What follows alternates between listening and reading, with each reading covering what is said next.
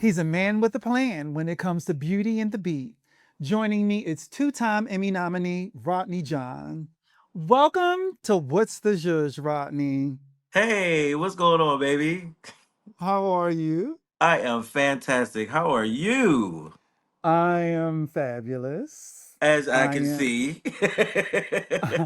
I am very happy to sit and have a conversation with you just so we can speak on your expertise, your knowledge, your success, your story, all things yours, and also to take it back to Randolph Dobbins, honey, because we come a long way from hooky in school to going back to my place and doing things we had no business. That part.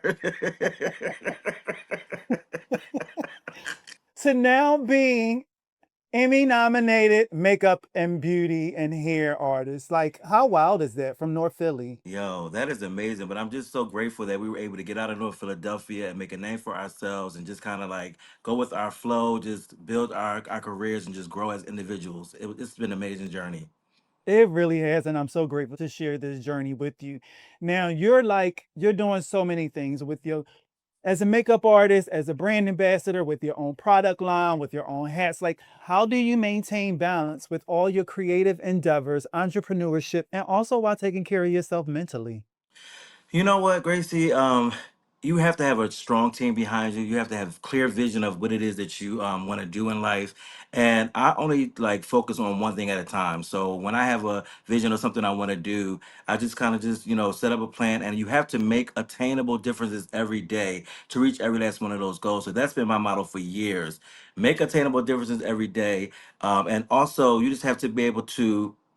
Uh, just focus on one thing at a time. I promise you, if you just focus on one thing at a time, you can get it all done.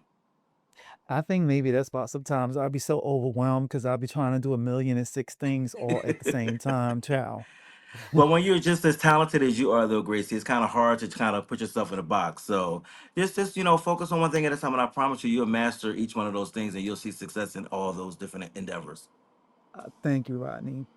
Because we live in a world right now with social media, followers, likes, social influence, and all of Hmm. these things. And I think that sometimes our definition of success and what success to us means kind of like gets a bit distorted. I would like to know what's your personal definition and measure of success? The way I view success is you have to just pretty much focus on your own journey. So many times we look to the right, to the left, we look at what everybody else is doing, and that's we're human. So we're going to have moments where we experience those things. But when you're focused on your purpose, your journey, your path, and you truly understand that, a lot of times we just do things and we just try things and we don't really understand our purpose. And there's some people who never find their true purpose. I'm one of those people who is a strong believer in God.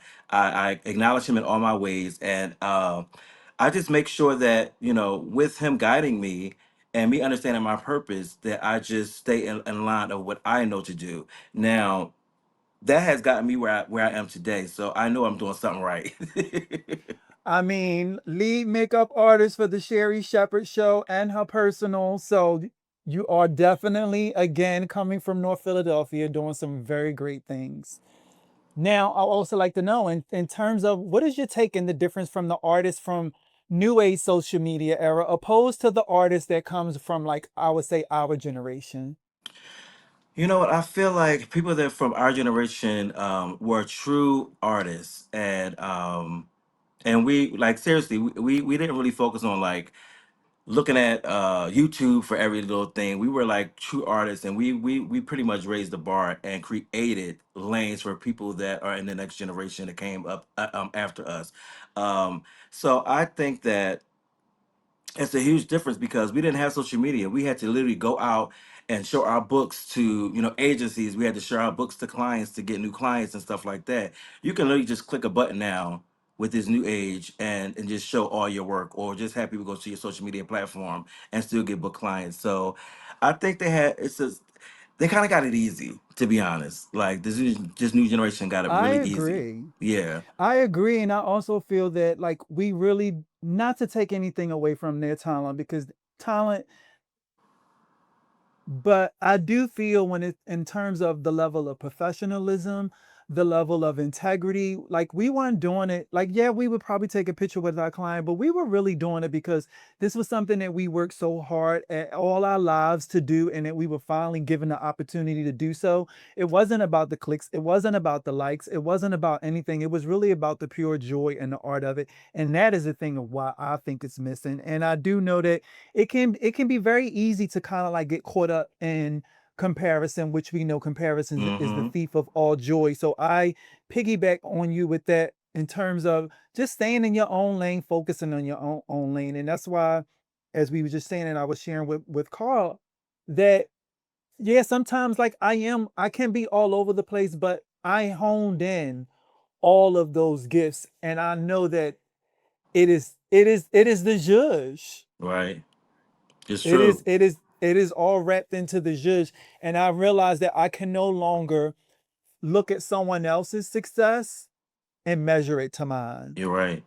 And I want to add to what you were saying too. I feel like the new generation, these people, it's not about just being artists. It's about being the talent. It's about being famous. It's about having that same level of success as the celebrities. And I think that, when you get into a place where you are on a platform where you are working with, A-listers and certain people, you're supposed to take that and create your own, like I have done with like my skincare line, and that I partner with Dr. Wendy Roberts, and then my lipstick line that I partner with Selfie Cosmetics, to create my own millions and billions and my own, wealth, generational wealth, versus, you know, just wanting to be famous. I don't care about being famous. I want my money to match everything you see on my platform. Let's talk about that. Let's talk about that. I want to know who are some of your favorite makeup artists from back in the day and also of now. Okay. We already know Sam Fon is definitely at the top of the list. And then Rudy Miles, he was my mentor. He was the global makeup artist for Aveda. I learned a lot from him. Leo Ely, you remember Leo Ely from back in New York days? I do. Hair and makeup artist. He was one of my mentors back in the day. Right now, I'm really loving Kill Pretty. He is killing the game. Makeup artist now. This guy named Marcus Ward Beauty, he's killing the game. Uh, the late AJ Crimson, I'm very inspired by him as well. AJ, may he rest in peace. He definitely was one of the greats of our coming up times.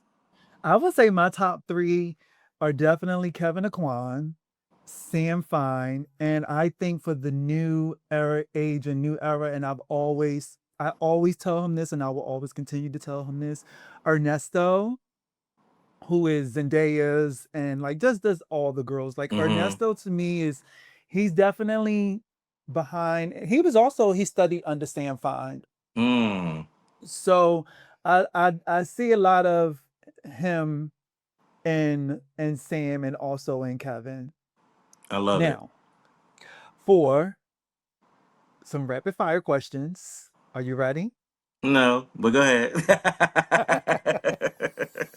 Photo shoot glam or red carpet? Red carpet, Trends or classic beauty? classic beauty, always. Every woman must have this in her makeup bag. A red lipstick, The key to being a great artist is stay in your lane. I want my legacy to be remembered as. That I was true to who I am. And I love Gracie because. Because you're so freaking amazing, and I'm so proud of